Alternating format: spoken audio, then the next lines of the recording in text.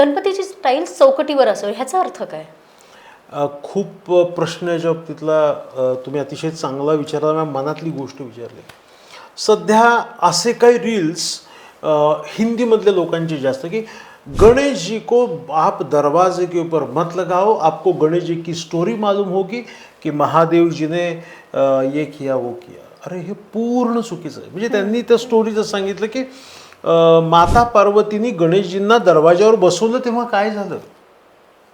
तर ही स्टोरी त्यांनी करून गणपती दरवाजावर नसतो याची लिंक केली. अरे काही नाही, तुम्ही कोणताही महाल बघा, कोणताही तुम्ही राजवाडा बघा किंवा जी आपले अगदी मंदिर जुनी पुराणं गेल्यावर तुम्हाला गणपतीचे जो दगडी आहे तो दरवाजावरती द्वार गणेश दिसणार आहे. विघ्नहर्ता आपलं. हा विघ्नहर्ता गजानन एकच आहे की तुमचा जो गणपती आहे तो दरवाजाच्या चौकटीच्या मध्ये हवा आहे. बरोबर. तो मूर्ती नकोय, तो अर्धमूर्ती स्वरूपात हवा आहे, आत बसलेला आणि थोडासा बाहेर आला.